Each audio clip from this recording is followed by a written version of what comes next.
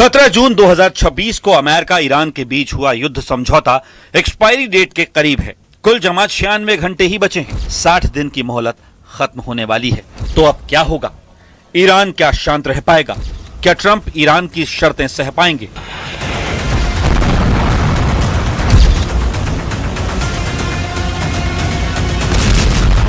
हालात ठीक नहीं। ईरान गुस्से में है। ईरान दुश्मनों को घर में घुसकर मारने का मन बना चुका है, क्योंकि इस वक्त सब कुछ ईरान के हक में है। ईरान के पास मिसाइलों की कोई कमी नहीं।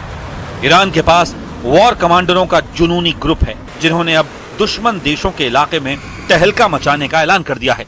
खाड़ी में अमेरिका के सैन्य अड्डे जिन देशों में हैं, वो फिर से ईरान के निशाने पर आ गए हैं। ये अलर्ट रेवोल्यूशनरी कमांडर रजा नकदी ने दिया है। ब्रिगेडियर जनरल रजा इतने खूंखार हैं कि अमेरिका ने उन पर 2011 से बैन लगा रखा है। ऐसे कमांडर की वार्निंग को ट्रंप हल्के में नहीं लेने वाले। زمین‌های دشمن بکشیم و دور از سرزمین خودمون بتونیم عملیات انجام بدیم. اینا ویژگی‌های دکترین تهاجمیه که باید احراز بشه. یعنی الان سپاه مکلف شده که این آمادگی رو کسب کنه. بعد این توانمندی رو تو خودش ایجاد کنه که بتونه این کار رو باید در موقع مقتضی. ईरान की इस धमकी से ट्रंप और नेतन्याहू को जो याद आ रहा है वो ये दृश्य है। ईरान के डिमोना पर अटैक, हाइफा में जलती हुई रिफाइनरी और मारा गया अमेरिका का सबसे कामयाब फाइटर जेट। ईरान ने युद्ध के भयानक राउंड में इस तरह सुपर पावर को झकझोर कर रख दिया था। ये तीनों तस्वीरें आज भी बता रही हैं कि ईरान के तेवर खूंखार हैं। ईरान ट्रंप के खिलाफ कुछ ऐसा करने जा रहा है जिसके बाद या तो ये जंग खत्म हो जाएगी या फिर शुरू हो जाएगा विश्व युद्ध।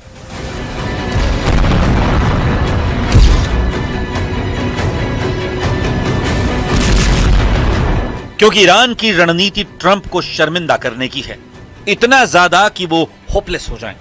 नेटो समिट में तुर्की की उनकी विजिट ईरान के इसी प्लान का हिस्सा है, जहां ट्रंप ने ईरान के डर से अपना प्लेन बदल लिया था। जुलाई 2026 के इस कांड से अब पर्दा उठ गया है। ट्रंप ग्रेटर रिस्क लेने को तैयार नहीं है। ट्रंप को ईरान से बहुत डर लगने लगा है। ट्रंप ईरान की रेंज में आने से खौफ खा रहे हैं। सच में ईरान ने ट्रंप को ऐसे दिन दिखा दिए हैं जिसकी उन्होंने कल्पना नहीं की थी। दुनिया के सबसे ताकतवर लीडर को ईरान ने डर दिखा दिया है।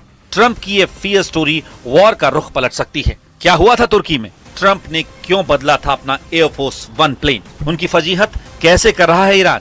इसका पूरा ब्यौरा सामने आ गया है। खुद ट्रंप ने कई अहम खुलासे किए हैं। So I go by Secret Service and the military. They wanted me to go on a different flight, a different plane, equal safety, but they wanted me to do it, so I do it. I do what they say. Why did they want me to do that? I guess there was a threat out there. I didn't really ask too much about it. I get a lot of threats. ये बात जुलाई में तुर्की में हुई NATO summit की है, जब Iran के पड़ोसी देश तुर्की की यात्रा पर पहुंचे ट्रंप ने अचानक अपना प्लेन बदल लिया था। उन्हें दूसरे प्लेन से यात्रा करनी पड़ी थी। तब द न्यूयॉर्क टाइम्स ने रिपोर्ट दी थी कि ऐसा इसलिए किया गया क्योंकि अमेरिका की खुफिया एजेंसियों ने खतरे की चेतावनी दी थी कि ट्रंप की सुरक्षा पर संकट आ सकता है, उनकी जान खतरे में पड़ सकती है। लेकिन अमेरिका ने कहा था कि ट्रंप ने उस प्लेन का इस्तेमाल किया जो कतर ने उन्हें गिफ्ट दिया था। उस आलीशान विमान की कीमत हजारों करोड़ में बताई गई। उसी प्लेन से वो तुर्की पहुंचे, लेकिन जब वहां से रवाना हुए तो दूसरे विमान का इस्तेमाल किया। खुद ट्रंप ने भी इस बात को खारिज नहीं किया कि वो ईरान की हिट लिस्ट में सबसे ऊपर हैं। ये बात अब खुलकर सामने आ गई है। ट्रंप और उनके करीबी सहयोगियों को केटरिंग ट्रक के अंदर छिपाकर तुर्की में प्लेन तक ले जाया गया था। केटरिंग कंटेनर को नीचे उतारने के बाद ट्रक को पास खड़े एक छोटे C-32A अमेरिकी सैन्य विमान की ओर ले जाया गया था। तुर्की से ट्रंप को C-32A से पहले ब्रिटेन पहुंचाया गया, फिर उन्हें पुराने एयरफोर्स 1 को इस्तेमाल करना पड़ा था।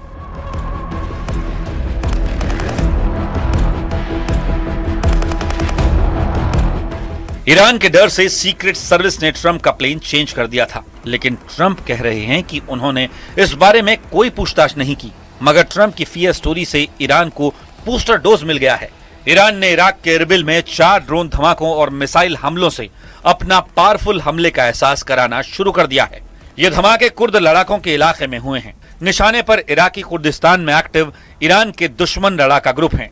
हमलों के पैटर्न से साफ है कि रेवोल्यूशनरी फोर्स ने ड्रोन से तहलका मचाया है। अलाना घाटी में किए गए इन हमलों में Kurdistan democratic party of Iran और कोमाला पार्टी के लड़ाकों को निशाना बनाए जाने की बात कही गई है। रिपोर्ट के मुताबिक भयानक हमले के बावजूद किसी लड़ाके की मौत नहीं हुई है। इधर इजराइल भी आउट ऑफ कंट्रोल हो गया है।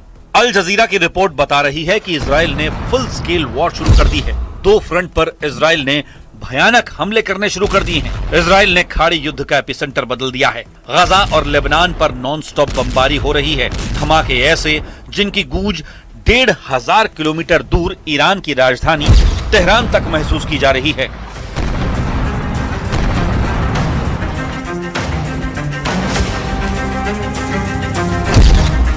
गाजा पट्टी में पिछले 24 घंटों में हुए नए इजरायली हमलों में कम से कम 2 लोगों के घायल होने की रिपोर्ट है।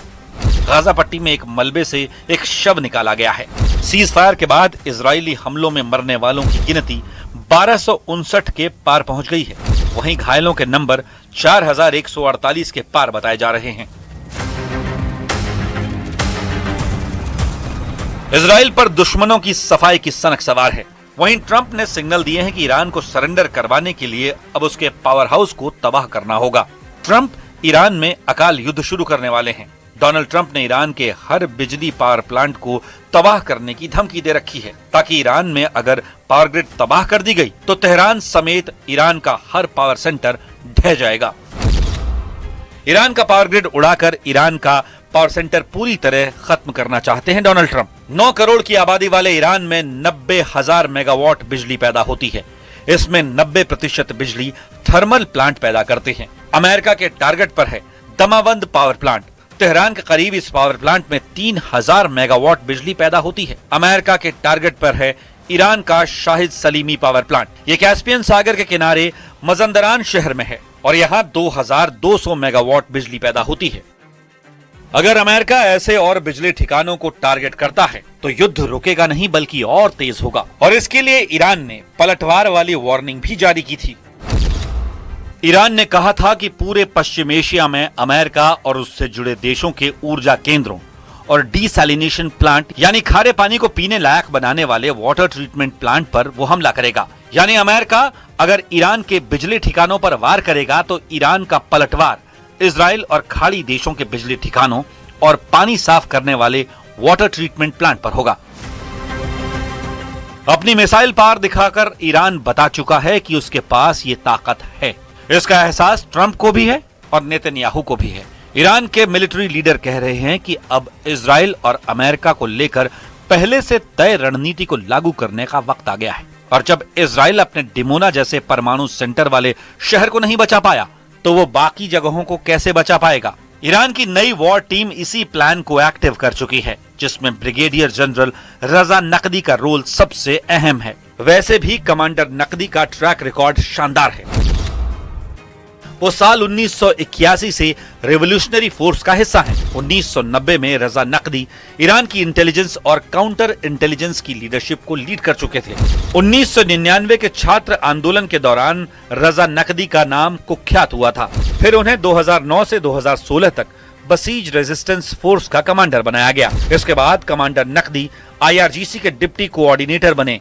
ये पोस्ट IRGC की जमीनी सेना, नौसेना, एरोस्पेस फोर्स और बसीज के बीच तालमेल बनाने वाली होती है।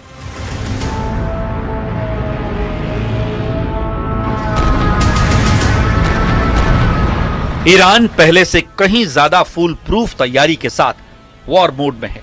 ईरान के नए सिक्योरिटी बॉस ने ट्रंप को हॉर्मुज में मात देने का दावा किया है, जबकि ट्रंप कह रहे हैं कि हॉर्मुज स्ट्रेट पर उनका फुल कंट्रोल है। लेकिन तेल रूट पर सप्लाई के आंकड़े कहानी ईरान के हक में बता रहे हैं। इंटरनेशनल एनर्जी एजेंसी ने चेतावनी दी है कि दुनिया भर में तेल की सप्लाई हर दिन 43 लाख बैरल कम हो चुकी है। IEA के अनुमान के मुताबिक इस साल दुनिया भर में तेल की सप्लाई हर दिन 4% कम हुई है। IEA की जुलाई 2026 की रिपोर्ट में 37 लाख बैरल तेल सप्लाई की कमी बताई गई थी।